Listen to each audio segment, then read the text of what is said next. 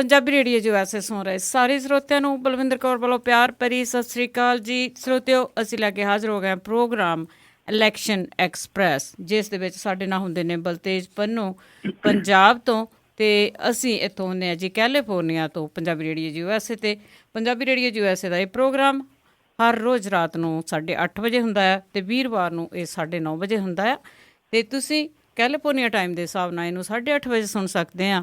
ਅਤੇ ਉਸ ਤੋਂ ਬਾਅਦ ਇਹਦੀ YouTube ਬਣਾ ਦਿੱਤੀ ਜਾਂਦੀ ਆ, ਉਹ ਤੁਸੀਂ ਪੰਜਾਬੀ ਰੇਡੀਓ USA ਦੀ ਫੇਸਬੁੱਕ ਤੋਂ ਵੀ ਚੱਕ ਸਕਦੇ ਆ, ਅਤੇ ਬਲਤੇਜ ਸਿੰਘ ਪੰਨੂ ਵੀ ਇਹਨੂੰ ਸ਼ੇਅਰ ਕਰਦੇ ਆ, ਅਤੇ ਉੱਥੋਂ ਵੀ ਤੁਸੀਂ ਇਹਨਾਂ ਨੂੰ ਸੁਣ ਸਕਦੇ ਆ ਜੀ।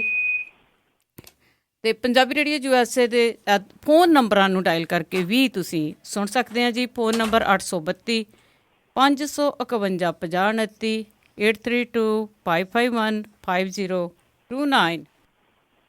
ਦੂਸਰਾ ਫੋਨ ਨੰਬਰ 6054756868 ਦੇ ਨੰਬਰ 6 ਦੇ ਉੱਤੇ ਤੁਸੀਂ ਇਸ ਨੂੰ ਕਦੀ ਵੀ ਸੁਣ ਸਕਦੇ ਹਾਂ ਜੀ। ਅਤੇ ਹੁਣ ਆਪਾਂ ਚੱਲਾਂਗੇ ਜੀ ਪੰਜਾਬ ਦੇ ਵਿੱਚ ਆਪਾਂ ਗੱਲਬਾਤ ਕਰਾਂਗੇ ਬਲਤੇਜ ਸਿੰਘ ਪੰਨੂ ਹੋਣਾ ਦੇ ਨਾਲ, ਜਿਹੜੇ ਸਾਨੂੰ ਉੱਥੇ ਦੇ ਹਾਲਾਤ ਬਾਰੇ ਉਹ ਦੱਸਣਗੇ। ਬਲਤੇਜ ਸਿੰਘ ਪੰਨੂ ਜੀ, ਤੁਹਾਡਾ ਸਵਾਗਤ ਹੈ ਪੰਜਾਬੀ ਰੇਡੀਓ USA 'ਤੇ। ਧੰਨਵਾਦ ਜੀ, ਮਿਹਰਬਾਨੀ। ਔਰ ਮੇਰੇ ਵੱਲੋਂ ਇੱਕ ਵਾਰੀ ਫੇਰ ਸਤਿ ਸ੍ਰੀ ਅਕਾਲ ਜੀ। ਔਰ ਸਟਾਰਟਿੰਗ ਦੇ ਵਿੱਚ ਮੈਂ ਉਹਨਾਂ ਮਹਾਨ ਸ਼ਹੀਦਾਂ ਨੂੰ ਜੀ, ਅੱਜ ਸਾਡੇ ਇੱਥੇ 23 ਮਾਰਚ ਹੋ ਗਈ ਹੈ, ਸ਼ਹੀਦ ਆਜ਼ਮ ਭਗਤ ਸਿੰਘ, ਰਾਜਗੁਰੂ ਸੁਖਦੇਵ, ਔਰ ਉਹਨਾਂ ਨੂੰ ਸ਼ਰਧਾ ਦੇ ਫੁੱਲ ਭੇਟ ਕਰਦਾ ਜੀ। ਜਿਹਨਾਂ ਮਹਾਨ ਸ਼ਹੀਦਾਂ ਨੇ ਇਹ ਸਾਡੀ ਖਾਤਰ, ਮੁਲਕ ਦੀ ਖਾਤਰ ਬਹੁਤ ਕੁਝ ਕੀਤਾ। ਔਰ ਮੈਂ ਸਮਝਦਾ ਜੀ ਕਿ ਅੱਜ ਵੀ ਸ਼ਹੀਦ ਆਜ਼ਮ ਭਗਤ ਸਿੰਘ ਹੋਰਾਂ ਦੇ ਚਾਚੇ ਦੇ ਵੱਲੋਂ ਚਲਾਈ ਗਈ ਲਹਿਰ ਜਿਹੜੀ ਸੀ ਪਗੜੀ ਸੰਭਾਲ ਦਿੱਤਾ, ਪਗੜੀ ਸੰਭਾਲੇ, ਉਹਦੀ ਅੱਜ ਦੁਬਾਰਾ ਸ਼ਾਇਦ ਪੰਜਾਬ ਦੇ ਵਿੱਚ ਫੇਰ ਜ਼ਰੂਰਤ ਹੈ ਜੀ। ਬਿਲਕੁਲ ਜੀ, ਜਿਹੜੀਆਂ ਉਹਨਾਂ ਦੀ ਸੋਚ ਆ, ਉਹਨਾਂ ਦੀ ਸੋਚ 'ਤੇ ਪਹਿਰਾ ਦੇਣ ਦੀ ਅੱਜ ਸਾਨੂੰ ਲੋੜ ਆ। ਹਰ ਇੱਕ ਜਿੱਥੇ ਵੀ ਪੰਜਾਬੀ ਆ ਕੋਈ ਬੈਠਾ ਆ, ਜਿੱਥੇ ਤੱਕ ਆਵਾਜ਼ ਜਾਂਦੀ ਆ, ਅਤੇ ਸਾਨੂੰ ਸੋਚਣ 'ਤੇ ਮਜਬੂਰ ਹੋਣਾ ਪਊਗਾ। ਅਤੇ ਜੀ ਚੱਲਦੇ ਹਾਂ ਪੰਜਾਬ ਦੇ ਹਾਲਾਤ ਬਾਰੇ ਕਿ ਪੰਜਾਬ ਦੇ ਵਿੱਚ ਕੀ ਹਾਲਾਤ ਆ। ਬਲਤੇਜ ਸਿੰਘ ਜੀ, ਆਪਾਂ ਗੱਲਬਾਤ ਸ਼ੁਰੂ ਕਰਦੇ ਹਾਂ ਕੇਜਰੀਵਾਲ ਤੋਂ। ਕੇਜਰੀਵਾਲ ਦਾ ਜਿਹੜਾ ਰੋਡ ਸ਼ੋਅ ਹਰਿਆਣੇ ਦੇ ਵਿੱਚ ਹੋ ਰਿਹਾ, ਉਸ ਨੂੰ ਕਿਸ ਤਰ੍ਹਾਂ ਦਾ ਹੁੰਗਾਰਾ ਮਿਲ ਰਿਹਾ ਆ? ਬਹੁਤ ਵੱਡਾ ਹੁੰਗਾਰਾ ਕੱਲ ਫਰੀਦਾਬਾਦ ਦੇ ਵਿੱਚ ਅਰਵਿੰਦ ਕੇਜਰੀਵਾਲ ਦੇ ਸ਼ੋਅ ਨੂੰ ਮਿਲਿਆ। ਹਾਲਾਤ ਜਿਹੜੇ ਸਨ ਇਹ ਬਣ ਗਏ ਕਿ ਸੁਸਰੀ ਦੀ ਚਾਲ ਵੀ ਉਹਦੀ ਖੁੱਲੀ ਜੀਪ ਜਿਹਦੇ ਵਿੱਚ ਉਹ ਖੜਾ ਸੀਗਾ ਉਹ ਨਹੀਂ ਸੀ ਚੱਲ ਰਹੀ। ਥੋੜੇ ਜਿਹੇ ਕਿਲੋਮੀਟਰ ਦਾ ਜਿਹੜਾ ਫਾਸਲਾ ਸੀਗਾ, ਕਈ ਘੰਟੇ ਜਿਹੜੇ ਸੀਗੇ ਉਹਨੂੰ ਚੱਲਦਿਆਂ ਲੱਗ ਗਏ। ਯੂਥ ਖਾਸ ਤੌਰ ਦੇ ਉੱਤੇ ਜਿੱਡੀ ਵੱਡੀ ਗਿਣਤੀ ਦੇ ਵਿੱਚ ਅਰਵਿੰਦ ਕੇਜਰੀਵਾਲ ਦੀ ਇੱਕ ਝਲਕ ਵੇਖਣ ਦੇ ਵਾਸਤੇ ਮੌਜੂਦ ਸੀਗਾ। ਇਸ ਤਰ੍ਹਾਂ ਲੱਗਦਾ ਸੀ ਜਿਵੇਂ ਕੋਈ ਫਿਲਮਾਂ ਦਾ ਸੁਪਰਸਟਾਰ ਜਿਹੜਾ ਜੀ ਉਹ ਆਇਆ ਹੋਵੇ ਤੇ ਹਰ ਬੰਦਾ ਉਹਨੂੰ ਜਿਹੜਾ ਜੀ ਉਹਨੂੰ ਟੱਚ ਕਰਨਾ ਚਾਹੁੰਦਾ ਹੋਵੇ। ਜਿੱਡਾ ਵੱਡਾ ਹੁੰਗਾਰਾ ਉੱਥੇ ਲੋਕਾਂ ਦਾ ਅਰਵਿੰਦ ਕੇਜਰੀਵਾਲ ਨੂੰ ਮਿਲਿਆ ਹੈ। ਇਹ ਸਮਝਿਆ ਜਾ ਰਿਹਾ ਹੈ ਕਿ ਦਿੱਲੀ ਤੋਂ ਬਾਅਦ ਜਿੱਥੇ ਕਾਫੀ ਸਟਰੋਂਗ ਨਜ਼ਰ ਆਉਂਦੀ ਹੈ ਆਮ ਆਦਮੀ ਪਾਰਟੀ, ਉਹ ਹਰਿਆਣਾ ਹੈ। ਸ਼ਾਇਦ ਇਹੀ ਇਹਦਾ ਕਾਰਨ ਸੀਗਾ। ਔਰ ਸੜਕਾਂ ਦੇ ਦੋਨੋਂ ਪਾਸੇ ਲੋਕ ਜਿਹੜੇ ਸਨ ਉਹ ਖੜੇ ਸਨ, ਜਿਨ੍ਹਾਂ ਦੀ ਵੱਡੀ ਗਿਣਤੀ ਜਿਹੜੀ ਹੈ ਜੀ ਉਹ ਨੌਜਵਾਨਾਂ ਦੀ ਹੀ ਸੀਗੀ। ਇੱਕ ਰਿਪੋਰਟ ਇਹ ਵੀ ਆ ਰਹੀ ਹੈ ਜੀ ਕਿ ਇਸ ਵੇਲੇ ਕੈਨੇਡਾ, ਅਮਰੀਕਾ ਤੋਂ ਕਾਫੀ ਗਿਣਤੀ ਦੇ ਵਿੱਚ ਕੱਲ ਕੁਝ ਆਸਟ੍ਰੇਲੀਆ ਤੋਂ ਆਏ ਹੋਏ ਨੌਜਵਾਨ, ਜਿਨ੍ਹਾਂ ਦੀ ਗਿਣਤੀ 12 ਸੀਗੀ ਜੀ, ਉਹ ਮੈਨੂੰ ਵੀ ਬੜੇ ਸਨ ਜੀ। ਉਹ ਇਲੈਕਸ਼ਨਾਂ ਦੇ ਵਿੱਚ ਇੱਥੇ ਆਮ ਆਦਮੀ ਪਾਰਟੀ ਦੇ ਵਾਸਤੇ ਜਿਹੜੀ ਹੈ ਜੀ ਉਹਦੀ ਮਦਦ ਕਰਨ ਦੇ ਵਾਸਤੇ ਆਏ ਨੇ। ਰਿਪੋਰਟਾਂ ਇਹ ਵੀ ਕਹਿ ਰਹੀਆਂ ਨੇ ਕਿ ਕੈਨੇਡਾ, ਅਮਰੀਕਾ ਤੋਂ ਵੀ ਵੱਡੀ ਗਿਣਤੀ ਦੇ ਵਿੱਚ ਲੋਕ ਜਿਹੜੇ ਨੇ ਉਹ ਪੰਜਾਬ ਦੇ ਵਿੱਚ ਆ ਰਹੇ ਨੇ ਆਮ ਆਦਮੀ ਪਾਰਟੀ ਦੀ ਮਦਦ ਕਰਨ ਦੇ ਵਾਸਤੇ। ਸਭ ਤੋਂ ਵੱਧ ਜਿਹੜੀ ਮਦਦ ਆ ਇਸ ਵੇਲੇ ਉਹ ਮਿਲ ਰਹੀ ਹੈ ਭਗਵੰਤ ਮਾਨ ਹੋਰਾਂ ਨੂੰ। ਪ੍ਰੋਫੈਸਰ ਸਾਧੂ ਸਿੰਘ ਜਿਹੜੇ ਫਰੀਦਕੋਟ ਤੋਂ ਖੜੇ ਨੇ, ਉਹਨਾਂ ਦੇ ਵਾਸਤੇ ਵੀ ਕਾਫੀ ਪ੍ਰਵਾਸੀ ਜਿਹੜੇ ਨੇ ਕੱਲ ਜਿਹੜੇ ਮੈਨੂੰ ਮਿਲੇ ਸਨ, ਉਹ ਉਹਨਾਂ ਦੀ ਮਦਦ ਦੇ ਵਾਸਤੇ ਆਏ ਹੋਏ ਨੇ। ਸੋ ਇਹ ਸੋਚਦੇ ਨੇ ਕਿ ਇੱਥੇ ਉਹ ਪੰਜਾਬ ਫੇਰੀ ਵੀ ਪਾਉਣਗੇ। ਸ਼ਾਇਦ ਜਿਹੜੇ ਬਾਹਰ ਰਹਿੰਦੇ ਲੋਕ ਨੇ ਇਹਨਾਂ ਦੀ ਉਹ ਜ਼ਿਆਦਾ ਫਿਕਰਮੰਦ ਨੇ ਪੰਜਾਬ ਦੇ ਵਿੱਚ ਜਿਹੋ ਜਿਹੀ ਸਿਆਸੀ ਸਥਿਤੀ ਬਣੀ ਹੋਈ ਆ ਉਹਦੇ ਤੋਂ। ਬਿਲਕੁਲ ਜੀ, ਇਹਦੇ ਵਿੱਚ ਦੋ ਰਾਵਾਂ ਨਹੀਂ ਕਿ ਬੇਸ਼ੱਕ ਅਸੀਂ ਐਡੀ ਦੂਰ ਆਣ ਕੇ ਬੈਠ ਗਏ NRI, ਪਰ ਜਿੰਨੀਆਂ ਤਰੱਕੀਆਂ NRI ਨੇ ਪੰਜਾਬ ਦੇ ਵਿੱਚ ਜਾ ਕੇ ਕੀਤੀਆਂ ਆ, ਅਤੇ ਮੇਰੇ ਖਿਆਲ ਦੇ ਵਿੱਚ ਉਨੀਆਂ ਸਰਕਾਰਾਂ ਨੇ ਨਹੀਂ ਕੀਤੀਆਂ। ਪੰਜਾਬੀ ਜਿਹੜੇ ਵੱਸਦੇ ਆ ਦੂਰ ਦੇਸ਼ਾਂ ਦੇ ਵਿੱਚ, ਉਹ ਬੜੇ ਫਿਕਰਮੰਦ ਨੇ ਜੀ ਆਪਣੇ ਦੇਸ਼ ਲੈ ਕੇ ਉੱਥੇ ਕੀ ਹੋ ਰਿਹਾ ਆ। ਅਤੇ ਜਿਵੇਂ ਤੁਸੀਂ ਕੇਜਰੀਵਾਲ ਦੇ ਰੋਡ ਸ਼ੋਅ ਦੀ ਗੱਲ ਕੀਤੀ ਆ ਕਿ ਉਹਨਾਂ ਦਾ ਬਹੁਤ ਹੀ ਵੀ ਉਹਨਾਂ ਨੂੰ ਭਰਵਾਂ ਹੁੰਗਾਰਾ ਮਿਲ ਰਿਹਾ ਆ, ਤਾਂ ਇਸੇ ਤਰ੍ਹਾਂ ਆਪਾਂ ਰੋਡ ਸ਼ੋਅ ਢੀਂਡਸਾ ਹੋਣਾ ਦਾ ਆ ਜਾਂਦੇ ਹਾਂ ਕਿ ਉਹਨਾਂ ਦੇ ਪਰਿਵਾਰ ਨੂੰ ਕਿੰਨਾ ਕੁ ਹੁੰਗਾਰਾ ਮਿਲ ਰਿਹਾ ਆ। ਮੈਂ ਦੋ ਅਹਿਮ ਖਬਰਾਂ ਸੰਗਰੂਰ ਲੋਕ ਸਭਾ ਹਲਕੇ ਦੇ ਨਾਲ ਜੁੜੀਆਂ ਹੋਈਆਂ ਤੁਹਾਡੇ ਨਾਲ ਸਾਂਝੀਆਂ ਕਰਨੀਆਂ ਚਾਹੁੰਦਾ ਜੀ। ਇੱਕ ਤਾਂ ਇੱਕ ਚੋਣ ਰੈਲੀ ਦੇ ਵਿੱਚ ਇੱਕ ਜਿਹੜੀ ਲੜਕੀ ਸੀ, ਨੌਜਵਾਨ ਲੜਕੀ, ਉਹਨੇ ਭਗਵੰਤ ਮਾਨ ਹੋਰਾਂ ਦੇ ਹੱਕ ਦੇ ਵਿੱਚ ਬੋਲ ਦਿੱਤਾ। ਬੋਲਦਿਆਂ ਹੋਇਆ ਉਸ ਲੜਕੀ ਨੇ ਇਹ ਕਹਿ ਦਿੱਤਾ ਕਿ ਜਿਹੜਾ ਸਾਡੇ ਬਜ਼ੁਰਗ ਨੇ, ਸਾਡੇ ਪਿੰਡਾਂ ਵਾਲੇ ਨੇ, ਉਹ ਸਾਨੂੰ ਕਿਸੇ ਪਾਸੇ ਤੁਰਨ ਨਹੀਂ ਦਿੰਦੇ, ਅਸੀਂ ਤਾਂ ਬਦਲਾਓ ਦੇ ਵਾਸਤੇ ਜਿਹੜਾ ਜੀ ਉਹ ਲੜ ਰਹੇ ਹਾਂ। ਇੰਨਾ ਉਹਨੇ ਕਿਹਾ ਜੀ। ਔਰ ਜਿਹੜਾ ਪਿੰਡ ਦਾ ਸਰਪੰਚ ਸੀਗਾ, ਨਹੀਂ ਤਾਂ ਹੁਣ ਤੱਕ ਤਾਂ ਇਹੀ ਪੰਜਾਬ ਦੇ ਕਲਚਰ ਰਿਹਾ ਜੀ ਕਿ ਪਿੰਡਾਂ ਦੇ ਵਿੱਚ ਜਿਹੜੇ ਸਰਪੰਚ ਹੁੰਦੇ ਨੇ ਜਾਂ ਪੰਚਾਇਤਾਂ ਹੁੰਦੀਆਂ ਨੇ ਜਾਂ ਜਿਹੜੇ ਸਿਆਣੇ ਲੋਕ ਹੁੰਦੇ ਨੇ ਪਿੰਡ ਦੇ, ਉਹ ਪਿੰਡ ਦੀਆਂ ਧੀਆਂ ਭੈਣਾਂ ਦੀ ਰਾਖੀ ਦੇ ਵਾਸਤੇ ਆਪਣੇ ਸਿਰ ਤੱਕ ਦੇ ਦਿੰਦੇ ਨੇ। ਪਰ ਇਹ ਨਵਾਂ ਹੀ ਕਹਾਣੀ ਸਾਹਮਣੇ ਆ ਗਈ ਕਿ ਪਿੰਡ ਦੇ ਸਰਪੰਚ ਨੇ ਪਿੰਡ ਦੀ ਧੀ ਦੇ ਉੱਤੇ ਪਰਚਾ ਜਿਹੜਾ ਸੀਗਾ ਉਹ ਦਰਜ ਕਰਵਾਤਾ ਸੰਗਰੂਰ ਜ਼ਿਲ੍ਹੇ ਦੇ ਵਿੱਚ ਭੜਕਾਊ ਭਾਸ਼ਣ ਦਾ। ਔਰ ਕੱਲ ਫਿਰ ਹੋਇਆ ਜੀ ਕਿ ਜਿਹੜਾ ਕਾਲਾ ਝਾੜ ਪਿੰਡ ਹੈ ਜੀ ਇੱਥੇ ਸੰਗਰੂਰ ਪਟਿਆਲਾ ਸੜਕ ਦੇ ਉੱਤੇ, ਉੱਥੇ ਚੌਂਕੀ ਜਿਹੜੀ ਸੀਗੀ ਜੀ ਉਹਨੂੰ ਜਾ ਕੇ ਵੱਡੀ ਗਿਣਤੀ ਦੇ ਵਿੱਚ ਘੇਰ ਲਿਆ ਆਮ ਆਦਮੀ ਪਾਰਟੀ ਦੇ ਵਰਕਰਾਂ ਨੇ। ਔਰ ਇਹ ਆਖਿਆ ਕਿ ਪਰਚੇ ਜਿੰਨੇ ਦਰਜ ਕਰਨੇ ਆ ਭੜਕਾਊ ਭਾਸ਼ਣ ਦੇ ਸਾਡੇ ਉੱਤੇ ਕਰੋ, ਅਸੀਂ ਕੁੜੀ ਨੂੰ ਥਾਣੇ ਨਹੀਂ ਆਉਣ ਦੇਣਾ। ਜਦੋਂ ਰੋਹ ਜਿਹੜਾ ਸੀ ਲੋਕਾਂ ਦਾ ਵੱਧਦਾ ਗਿਆ ਤਾਂ ਇਹ ਮਾਮਲਾ ਐਸਐਸਪੀ ਸਾਹਿਬ ਦੇ ਧਿਆਨ ਦੇ ਵਿੱਚ ਆਇਆ ਔਰ ਉਹਨਾਂ ਨੇ ਇਹਦਾ ਨਿਬੇੜਾ ਜਿਹੜਾ ਜੀ ਕੀਤਾ ਕਿ ਲੜਕੀ ਥਾਣੇ ਨਹੀਂ ਆਊਗੀ ਔਰ ਇਸ ਸਾਰੇ ਮਾਮਲੇ ਨੂੰ ਰੱਦ ਕਰਵਾਇਆ। ਸਰਪੰਚ ਵੀ ਜਿਹੜਾ ਫਸ ਗਿਆ ਸੀ, ਇਸ ਕਰਕੇ ਉਹਨੂੰ ਵੀ ਇਹ ਆਪਣੀ ਸ਼ਿਕਾਇਤ ਜਿਹੜੀ ਸੀ ਪੁਲਿਸ ਦੇ ਵਿੱਚ ਦਰਜ ਕਰਾਈ, ਉਹ ਵਾਪਸ ਲੈਣੀ ਪਈ। ਜਿੱਥੇ ਜਿੱਥੇ ਭਗਵੰਤ ਮਾਨ ਨੇ ਰੈਲੀਆਂ ਜਿਹੜੀਆਂ ਕੀਤੀਆਂ ਨੇ, ਉਸ ਜਗ੍ਹਾ ਦੇ ਉੱਤੇ ਕੱਲ ਕੁਝ ਪਿੰਡਾਂ ਦੇ ਵਿੱਚ ਜਿਹੜੇ ਪਰਮਿੰਦਰ ਸਿੰਘ ਢੀਂਡਸਾ ਨੇ, ਉਹਨਾਂ ਨੂੰ ਨੌਜਵਾਨਾਂ ਨੇ ਬੋਲਣ ਹੀ ਨਹੀਂ ਦਿੱਤਾ। ਉਹ ਆਪਣੀ ਗੱਲ ਜਿਹੜੀ ਆ ਉਹ ਕਹਿਣੀ ਚਾਹੁੰਦਾ ਸੀਗਾ ਕਿ ਉਹ ਕਹਿੰਦਾ ਕਿ ਮੇਰੀ ਗੱਲ ਤਾਂ ਤੁਸੀਂ ਸੁਣ ਲਓ, ਪਰ ਲੋਕਾਂ ਨੇ ਜਿਹੜੀਆਂ ਅਖਬਾਰਾਂ ਸੀਗੀਆਂ ਉਹ ਕੱਲ ਇੰਗਲਿਸ਼ ਦੀ ਅਖਬਾਰ ਜਿਹੜੀ ਹਿੰਦੁਸਤਾਨ ਟਾਈਮਜ਼ ਹੈ, ਉਹ ਬਾਰ-ਬਾਰ ਹਵਾ ਦੇ ਵਿੱਚ ਲਹਿਰਾ ਕੇ ਉਹਦਾ ਵਿਰੋਧ ਕੀਤਾ ਕਿ ਸਾਨੂੰ ਦੱਸੋ ਕਿ ਸ਼ਰਾਬ ਦੀਆਂ ਪੇਟੀਆਂ ਦੇ ਕੇ ਤੁਸੀਂ ਵੋਟਾਂ ਖਰੀਦਣੀਆਂ ਚਾਹੁੰਦੇ ਹੋ, ਅਸੀਂ ਵਿਕਾਊ ਨਹੀਂ। ਪੰਜਾਬ ਦੇ ਵਿੱਚ ਇਹ ਜਿਹੜਾ ਦ੍ਰਿਸ਼ ਹੈ, ਪੰਜਾਬ ਦੇ ਵਿੱਚ ਇਹ ਜਿਹੜਾ ਮਾਹੌਲ ਹੈ, ਅਸੀਂ ਕਿਤਾਬਾਂ ਦੇ ਵਿੱਚ ਕਿਸੇ ਟਾਈਮ ਮੈਂ ਤਾਂ ਇਹ ਕਹੂੰਗਾ ਪੜ੍ਹਦੇ ਹੁੰਦੇ ਸੀਗੇ, ਇਹ ਤਕਰੀਬਨ ਮੁੱਕ ਗਿਆ ਸੀਗਾ। ਪਰ ਪੰਜਾਬ ਦੇ ਪਿੰਡਾਂ ਦੇ ਵਿੱਚ ਮੁੜ ਕੇ ਫਿਰ ਜਿਹੜੀ ਨੌਜਵਾਨ ਤਬਕਾ ਹੈ ਉਹ ਮੂਹਰੇ ਆਇਆ। ਉਹਨੇ ਹੱਥਾਂ ਦੇ ਵਿੱਚ ਆਪਣੇ ਕਾਫੀ ਜਗ੍ਹਾ ਦੇ ਉੱਤੇ ਕਮਾਨ ਜਿਹੜੀ ਹੈ ਉਹ ਸੰਭਾਲੀ ਹੈ, ਜਿਹੜੀ ਕਿਤੇ ਨਾ ਕਿਤੇ ਥੋੜੀ ਜਿਹੀ ਹੁਣ ਆਸ ਜਿਹੜੀ ਵੱਜਣ ਲੱਗੀ ਹੈ ਜੀ ਕਿ ਸ਼ਾਇਦ ਪੰਜਾਬ ਜਿਹੜਾ ਕੂਕ ਨੀਂਦ ਸੁੱਤਾ ਪਿਆ ਉਹ ਕਿਤੇ ਨਾ ਕਿਤੇ ਉੱਠਣ ਲੱਗਿਆ। ਜੀ ਬਿਲਕੁਲ, ਬਹੁਤ ਚੰਗੀ ਖਬਰ ਤੁਸੀਂ ਦਿੱਤੀ ਆ ਕਿ ਜਿਹੜਾ ਸੋਸ਼ਲ ਮੀਡੀਆ ਹੈ ਉਹ ਕੰਮ ਕਰ ਰਿਹਾ। ਵੈਸੇ ਤਾਂ ਜਿਹੜਾ ਮੀਡੀਆ ਹੈ ਉਹ ਬਹੁਤੀ ਗੱਲ ਨੂੰ, ਜਿਹੜੀ ਚੰਗੀ ਗੱਲ ਹੁੰਦੀ ਆ ਉਹ ਨਹੀਂ ਦੱਸਦਾ, ਪਰ ਚਲੋ ਜੀ ਕਹਿੰਦੇ ਹੁੰਦੇ ਆ ਕਿ ਟਾਈਮ ਆ ਜਿਹੜਾ ਉਹ ਚੇਂਜ ਹੁੰਦਾ ਹੈ। ਕਿਤੇ ਨਾ ਕਿਤੇ ਜਿਹੜੀਆਂ ਇਹ ਬਗਾਵਤਾਂ ਵੀ ਹੁੰਦੀਆਂ ਆ, ਜਦੋਂ ਲੋਕੀ ਅੱਕ ਜਾਂਦੇ ਆ, ਥੱਕ ਜਾਂਦੇ, ਜਦੋਂ ਉਹਨਾਂ ਦੀ ਸੁਣਵਾਈ ਨਹੀਂ ਹੁੰਦੀ। ਅਗਲਾ ਕੋਈ ਆਪਣੇ ਚੱਲਦੇ ਆ ਜੀ, ਗੱਲਬਾਤ ਕਰਦੇ ਆ ਪ੍ਰਕਾਸ਼ ਸਿੰਘ ਬਾਦਲ ਦੀ, ਕਿ ਜਦੋਂ ਕੋਈ ਉਸ ਨੂੰ ਗੁਜਰਾਤ ਦੇ ਸਿੱਖਾਂ ਬਾਰੇ ਗੱਲਬਾਤ ਕਰਦਾ ਆ ਤੇ ਉਹ ਮੋਦੀ ਵਾਲੇ ਹੁਣ ਇਸ਼ਾਰਾ ਕਰਨ ਲੱਗ ਗਏ ਆ ਕਿ ਮੈਨੂੰ ਲੱਗਦਾ ਹੈ ਕਿ ਉੱਥੇ ਸਾਰੇ ਸਿੱਖ ਬੜੇ ਸੁਖੀ ਆ, ਪਰ ਜੇ ਤੁਹਾਨੂੰ ਲੱਗਦਾ ਦੁਖੀ ਆ ਤੇ ਮੋਦੀ ਨਾਲ ਗੱਲਬਾਤ ਕਰ ਲਓ। ਕੀ ਇਹਨਾਂ ਨੇ ਵਿਚੋਲਗੀ ਵਿਚਲੀ ਛੱਡ ਦਿੱਤੀ ਹੈ ਜਿਹੜੀ ਮੋਦੀ ਨਾਲ ਗੱਲਬਾਤ ਕਰਦੇ ਸੀਗੇ? ਕੁਝ ਸਮਾਂ ਪਹਿਲਾਂ ਨਾ ਜੀ ਪ੍ਰਕਾਸ਼ ਸਿੰਘ ਬਾਦਲ ਹੋਰਾਂ ਨੂੰ ਪੁੱਛਿਆ ਗਿਆ ਸੀਗਾ ਕਿ ਤੁਹਾਡੀਆਂ ਜਿਹੜੀਆਂ ਥੋੜ੍ਹੀਆਂ ਜਿਹੀਆਂ ਬੱਸਾਂ ਹੁੰਦੀਆਂ ਸੀ ਇੰਨੀਆਂ ਜ਼ਿਆਦਾ ਕਿਵੇਂ ਹੋ ਗਈਆਂ, ਇਹਦੇ ਬਾਰੇ ਤੁਸੀਂ ਕਦੀ ਬੋਲਦੇ ਨਹੀਂ। ਬਾਦਲ ਸਾਹਿਬ ਦਾ ਬਿਆਨ ਬੜਾ ਪਿਆਰਾ ਸੀ, ਕਹਿੰਦੇ ਸਾਡੀਆਂ ਬੱਸਾਂ ਵੀ ਚੱਲਦੀਆਂ, ਮੈਨੂੰ ਨਹੀਂ ਪਤਾ ਵੀ। ਜੀ ਜੀ ਜੀ। ਤੇ ਹੁਣ ਜਿਹੜੇ ਉਹਨਾਂ ਨੇ ਇਹ ਬਿਆਨ ਦਿੱਤਾ ਜਲੰਧਰ ਦੇ ਵਿੱਚ ਕਿ ਗੁਜਰਾਤ ਦੇ ਵਿੱਚ ਜਿਹੜੇ ਕੱਛ ਏਰੀਏ 'ਚ ਰਹਿੰਦੇ ਸਿੱਖ ਨੇ ਉਹਨਾਂ ਨੂੰ ਤਾਂ ਕੋਈ ਮੁਸ਼ਕਲ ਹੀ ਨਹੀਂ। ਉਹ ਕਹਿੰਦੇ ਉਹ ਤਾਂ ਉੱਥੇ ਬਹੁਤ ਖੁਸ਼ ਰਹਿੰਦੇ ਆ। ਜਦੋਂ ਬਾਰ-ਬਾਰ ਉਹਨਾਂ ਨੂੰ ਇਹ ਚੇਤਾ ਕਰਾਇਆ ਗਿਆ ਕਿ ਜਗਰਾਓਂ ਰੈਲੀ ਵਾਲਾ ਤੁਹਾਨੂੰ ਚੇਤਾ ਭੁੱਲ ਰਿਹਾ, ਉੱਥੇ ਨਰਿੰਦਰ ਮੋਦੀ ਨੇ ਇਹਨਾਂ ਸਿੱਖ ਕਿਸਾਨਾਂ ਦਾ ਜ਼ਿਕਰ ਕੀਤਾ ਸੀਗਾ। ਇਹ ਆਖਿਆ ਸੀਗਾ ਕਿ ਉਹਨਾਂ ਨੂੰ ਉੱਥੋਂ ਉਜਾੜਿਆ ਨਹੀਂ ਜਾਊਗਾ, ਪਰ ਉਦੋਂ ਬਾਅਦ ਅਜੇ ਵੀ ਜਿਹੜੀ ਪਟੀਸ਼ਨ ਪਾਈ ਹੋਈ ਸੁਪਰੀਮ ਕੋਰਟ ਦੇ ਵਿੱਚ ਇਹਨਾਂ ਨੂੰ ਉਜਾੜਨ ਦੇ ਵਾਸਤੇ ਗੁਜਰਾਤ ਦੀ ਸਰਕਾਰ ਦੀ ਤਰਫੋਂ, ਉਹਨੂੰ ਵਾਪਸ ਨਹੀਂ ਲਿਆ ਗਿਆ। ਪ੍ਰਕਾਸ਼ ਸਿੰਘ ਬਾਦਲ ਹੋਰਾਂ ਤੋਂ ਜਦੋਂ ਬਾਰ-ਬਾਰ ਪੁੱਛਿਆ ਗਿਆ ਤਾਂ ਇਹਦਾ ਜਵਾਬ ਉਹਨਾਂ ਨੇ ਜਿਹੜਾ ਸੀਗਾ ਨਾ ਜੀ ਉਸੇ ਹੀ ਭੋਲੇਪਨ ਵਾਲਾ ਫੇਰ ਦਿੱਤਾ ਕਿ ਅੱਛਾ ਜੇ ਜ਼ਿਆਦੀ ਗੱਲ ਹੈ ਤਾਂ ਤੁਸੀਂ ਇਹਦੇ ਬਾਰੇ ਵਿੱਚ ਨਰਿੰਦਰ ਮੋਦੀ ਹੋਰਾਂ ਨੂੰ ਪੁੱਛੋ, ਮੈਨੂੰ ਨਹੀਂ ਲੱਗਦਾ ਕਿ ਉੱਥੇ ਕਿਸੇ ਨੂੰ ਕੋਈ ਮੁਸ਼ਕਲ ਜਿਹੜੀ ਆ ਉਹ ਆ ਰਹੀ ਹੈ ਜੀ। ਜੀ ਬਿਲਕੁਲ, ਭੋਲੇ ਬਣ ਕੇ ਇਹ ਪੰਜਵੀਂ ਵਾਰ ਜਿਹੜੇ ਆ ਦੁਬਾਰਾ ਰਾਜ ਕਰ ਰਹੇ ਆ। ਪਰ ਹੁਣ ਜਿਹੜੀ ਜਨਤਾ ਆ ਉਹਨਾਂ ਨੂੰ ਸਮਝ ਲੈਣਾ ਚਾਹੀਦਾ ਹੈ ਕਿ ਜਿਹੜਾ ਜਵਾਬ ਮੰਗਿਆ ਜਾਂਦਾ ਆ, ਜਿਹੜੇ ਪ੍ਰਸ਼ਾਸਕ ਹੁੰਦੇ ਆ, ਉਸ ਦਾ ਜਵਾਬ ਕਦੀ ਵੀ ਇਹਨਾਂ ਪਿਓ ਪੁੱਤਰਾਂ ਨੇ ਠੀਕ ਨਹੀਂ ਦਿੱਤਾ। ਸਦਾ ਹੀ ਇਸ ਚੀਜ਼ ਨੂੰ ਇਹ ਗੋਲ ਮੋਲ ਕਰਦੇ ਰਹੇ ਆ। ਅਤੇ ਅਗਲੀ ਗੱਲਬਾਤ ਕਰਦੇ ਆ ਜੀ, ਜਿਵੇਂ ਅੰਮ੍ਰਿਤਸਰ ਦੀ ਸੀਟ ਆ ਉਹ ਬੜੀ ਜਿਹੜੀ ਆ ਜ਼ਬਰਦਸਤ ਮੁਕਾਬਲਾ ਲੱਗਦਾ ਆ ਕਿ ਜਿਵੇਂ ਕੈਪਟਨ ਅਮਰਿੰਦਰ ਸਿੰਘ ਨੇ ਉਸ ਨੂੰ ਸੀਟ ਨੂੰ ਅਸੈਪਟ ਕਰ ਲਿਆ ਆ ਅਤੇ ਉਹ ਉੱਥੇ ਆ ਗਏ ਨੇ ਅਤੇ ਉਸ ਦੇ ਨਾਲ ਜਿਹੜਾ ਸਿਆਸੀ ਦ੍ਰਿਸ਼ਟੀਕੋਣ ਆ ਉਹ ਸਾਰਾ ਹੀ ਬਦਲ ਗਿਆ। ਉੱਥੇ ਕੀ ਚੱਲ ਰਿਹਾ ਆ ਅਤੇ ਕੀ ਆਸਾਂ ਕੀਤੀਆਂ ਜਾ ਸਕਦੀਆਂ ਆ? ਅਰੁਣ ਜੇਤਲੀ ਨੂੰ ਟਿਕਟ ਦਵਾ ਕੇ ਇੱਕ ਵੱਡਾ ਦਮਗਜਾ ਮਾਰਿਆ ਸੀਗਾ ਜੀ ਕੈਬਨਿਟ ਮੰਤਰੀ ਬਿਕਰਮ ਸਿੰਘ ਮਜੀਠੀਆ ਹੋਰਾਂ ਨੇ ਕਿ ਮੈਂ ਪਹਿਲਾਂ ਨਵਜੋਤ ਸਿੰਘ ਸਿੱਧੂ ਨੂੰ ਵੀ ਇੱਥੋਂ 3 ਵਾਰੀ ਜਿਤਾਇਆ, ਹੁਣ ਅਰੁਣ ਜੇਤਲੀ ਹੋਰੀ ਜਿਹੜੇ ਨੇ ਉਹ ਦਿੱਲੀ ਜਾ ਕੇ ਬਹਿ ਜਾਣ, ਇਹ ਅਸੀਂ ਸੀਟ ਉਹਨਾਂ ਨੂੰ ਉੱਥੇ ਬੈਠਿਆਂ ਹੀ ਜਿੱਤ ਕੇ ਜਿਹੜੀ ਹੈ ਉਹ ਦੇ ਦੇਣੀ ਹੈ। ਪਰ ਹੁਣ ਜਿਹੜੇ ਸਿਆਸੀ ਹਾਲਾਤ ਨੇ ਉਹ ਬਿਲਕੁਲ ਬਦਲ ਗਏ ਨੇ। ਕੈਪਟਨ ਅਮਰਿੰਦਰ ਸਿੰਘ ਹੋਰਾਂ ਨੂੰ ਨੇ ਧੱਕੇ ਨਾਲ ਅੰਮ੍ਰਿਤਸਰ ਦੀ ਸੀਟ ਜਿਹੜੀ ਹੈ ਜੀ ਉਹਨਾਂ ਦੇ ਨਾ ਕਰਦਿਆਂ ਦਿੱਤੀ ਹੈ। ਪਰ ਹੁਣ ਇਹ ਜਿਹੜੀ ਸੀਟ ਹੈ ਮਿਰਜ਼ਾਰ, ਇੱਕ ਤਾਂ ਕਾਂਗਰਸ ਜਿਹੜੀ ਅੰਮ੍ਰਿਤਸਰ ਦੇ ਵਿੱਚ 3 ਧੜਿਆਂ ਦੇ ਵਿੱਚ ਵੰਡੀ ਹੋਈ ਸੀ, ਉਹ ਇੱਕਦਮ 3 ਧੜੇ ਜਿਹੜੇ ਨੇ ਉਹ ਇਕੱਠੇ ਹੋ ਗਏ ਨੇ ਔਰ 3 ਧੜਿਆਂ ਨੇ ਇਹ ਗੱਲ ਆਖੀ ਹੈ ਕਿ ਅਸੀਂ ਕੈਪਟਨ ਅਮਰਿੰਦਰ ਸਿੰਘ ਦਾ ਪੂਰਾ ਸਾਥ ਜਿਹੜਾ ਹੈ ਉਹ ਦੇਵਾਂਗੇ।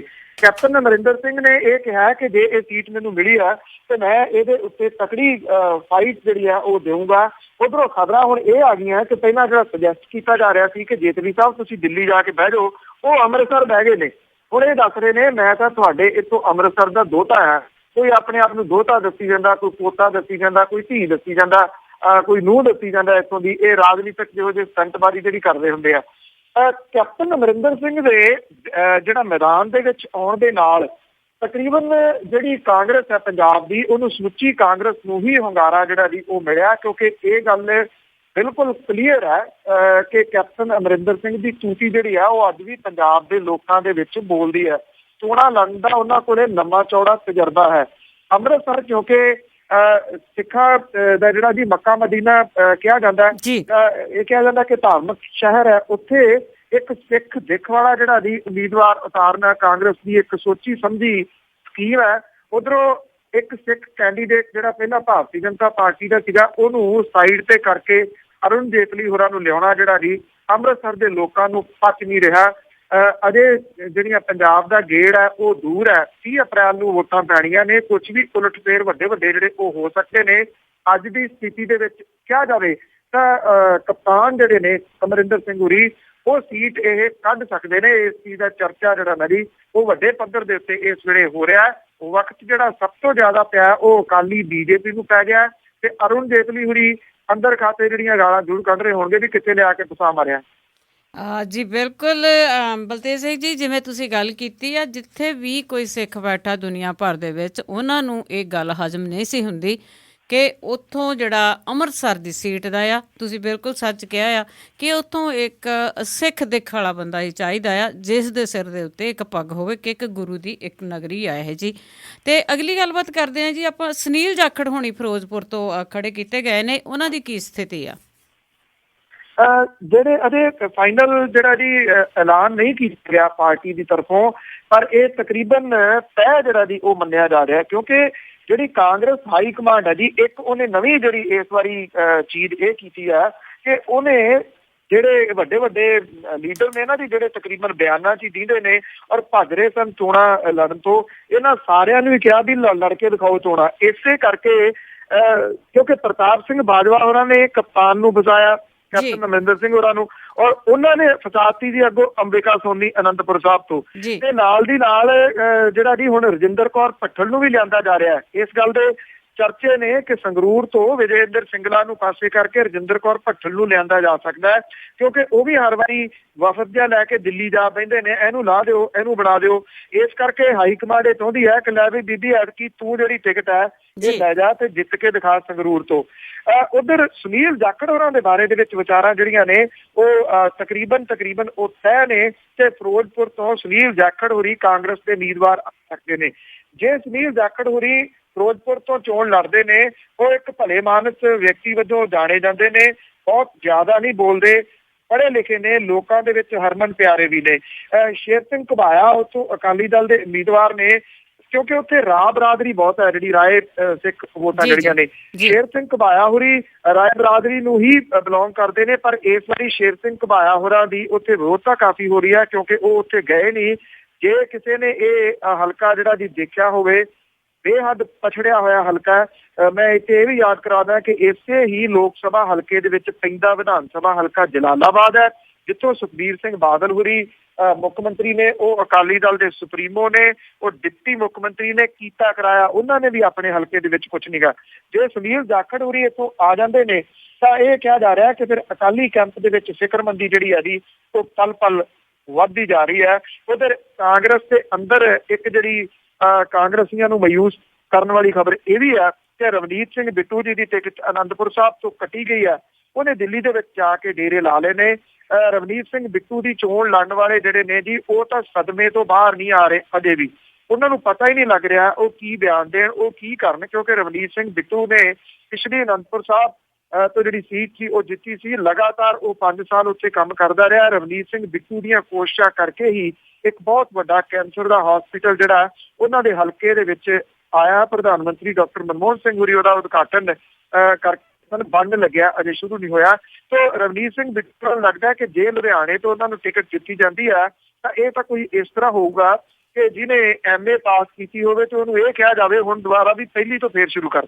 ਜੀ ਜੀ ਜੀ, ਬਿਲਕੁਲ ਬਿਲਕੁਲ। ਜਿਵੇਂ ਤੁਸੀਂ ਨਾਂ ਲਏ ਆ ਕਾਂਗਰਸ ਦੇ ਜਿਹੜੇ ਜਿੰਨੇ ਵੀ ਉਮੀਦਵਾਰ ਕੈਂਡੀਡੇਟ ਉਹਨੇ ਉਤਾਰੇ ਆ, ਉਹ ਤਾਂ ਇੰਝ ਲੱਗਦਾ ਆ ਕਿ ਉਹਨਾਂ ਵੱਡੀਆਂ ਵੱਡੀਆਂ ਤੋਪਾਂ ਨੂੰ ਛੱਡ ਦਿੱਤਾ ਹੈ ਕਿ ਤੁਹਾਨੂੰ ਜੰਗਾਲ ਨਾ ਲੱਗ ਜਾਏ, ਜਾਓ ਕੰਮ ਕਰੋ।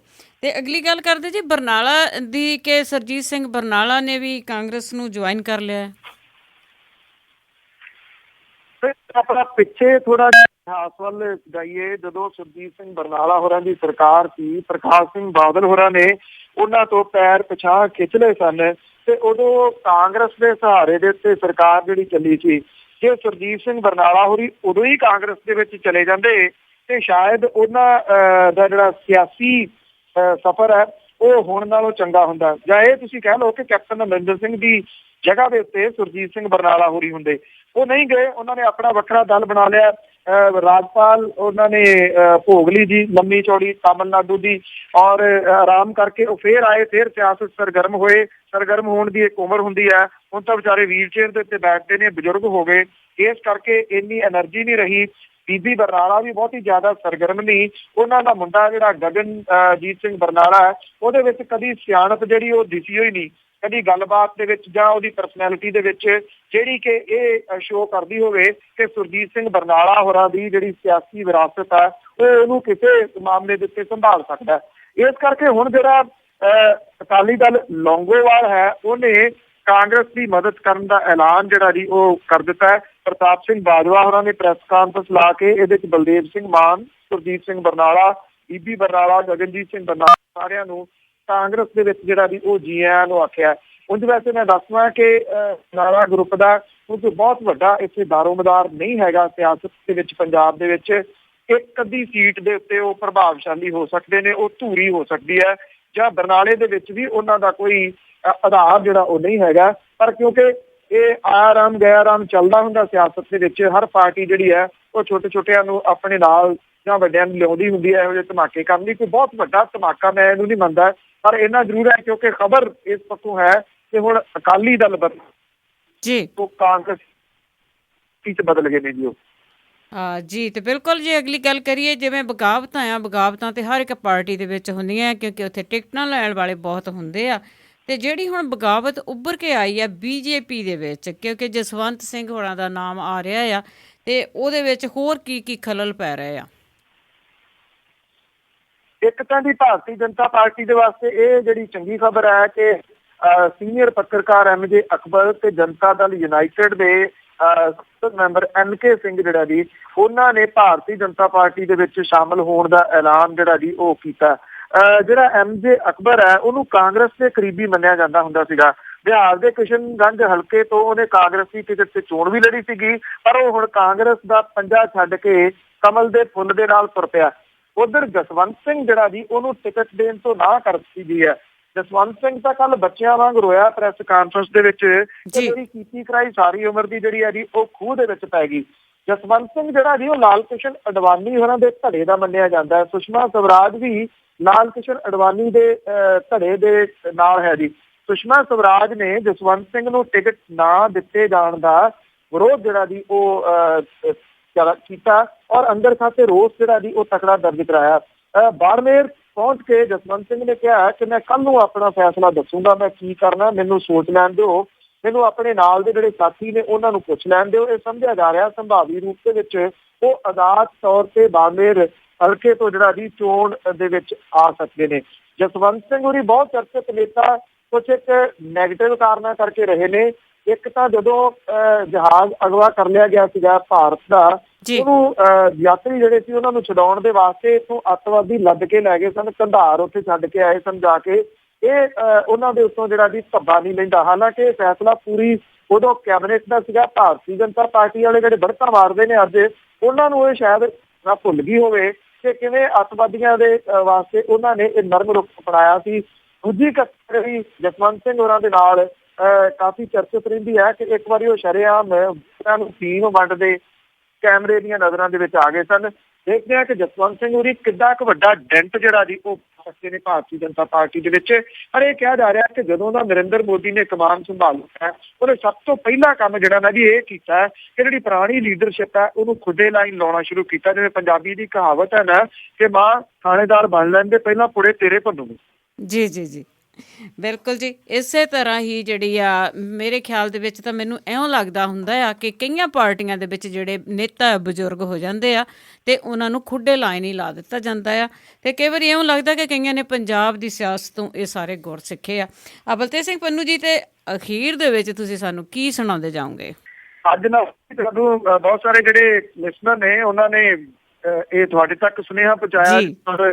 ਤੁਹਾਡਾ ਸੁਨੇਹਾ ਔਰ ਉਹਨਾਂ ਲਿਸਨਰ ਦਾ ਸੁਨੇਹਾ ਸਿਰ ਮੱਥੇ ਦੀ ਜਿਹੜੀਆਂ ਖਬਰਾਂ ਨੇ ਉਹਦੇ ਅੰਤ ਦੇ ਵਿੱਚ ਅੱਜ ਨਾ ਮੈਂ ਤੁਹਾਡੇ ਨਾਲ ਮੈਂ ਜ਼ਰੂਰ ਸ਼ੇਅਰ ਕਰਿਆ ਕਰੂੰਗਾ ਜੀ। ਇਹ ਛੰਦਾਪਤੀ ਦੇ ਵਿੱਚ ਹੈ ਇੱਕ ਕਟਾਕਸ਼ ਹੁੰਦਾ ਜੀ ਹਰ ਰੋਜ਼ ਦੀਆਂ ਕਿਸੇ ਨਾ ਕਿਸੇ ਘਟਨਾ ਦੇ ਉੱਤੇ ਕਿ ਸ਼ਿਵ ਸੈਨਾ ਨੇ ਕਿਹਾ ਕਿ ਭਾਜਪਾ ਨੂੰ ਮੁੱਕਾ ਅਜੇ ਅਡਵਾਨੀ ਦਾ ਯੁੱਗ ਹੈ ਨਾ।